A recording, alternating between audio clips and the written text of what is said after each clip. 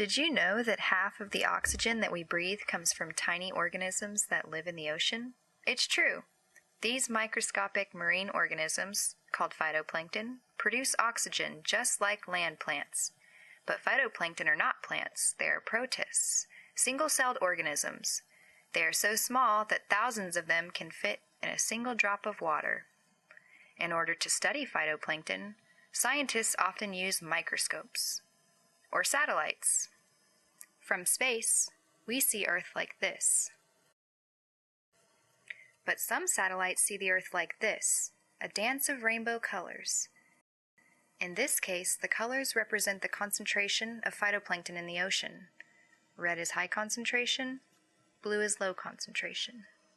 Phytoplankton depend on nutrients and the proper temperature and light conditions to grow and reproduce. Coastal areas are extremely rich in nutrients, which have been washed off the land by rivers. Areas such as the open ocean have lower concentrations of phytoplankton because of the limited amount of nutrients there. The mouth of the Mississippi River is a perfect example of how nutrient runoff creates plankton blooms. 41% of the United States drains into the Mississippi River and then out to the Gulf of Mexico. That's a total of 3.2 million square kilometers of land, or about 600 million football fields. About 12 million people live in urban areas that border the Mississippi, and these areas constantly discharge treated sewage into rivers. However, the majority of the land in the Mississippi's watershed is farmland. Each spring, as farmers fertilize their lands preparing for crop season, rain washes fertilizer off the land and into streams and rivers. All of the urban and farm discharge includes nutrients, such as nitrogen and phosphorus, that are very important for the growth of phytoplankton. Incredibly, about 1.7 million tons of these nutrients are dumped into the Gulf of Mexico every year.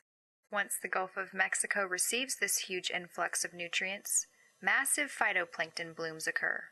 These blooms result in an area called the dead zone, areas with such low oxygen concentration that few organisms can survive there. But if phytoplankton blooms produce oxygen, then why does a dead zone occur? For animals, such as microscopic zooplankton and fish, phytoplankton blooms are like an all-you-can-eat buffet.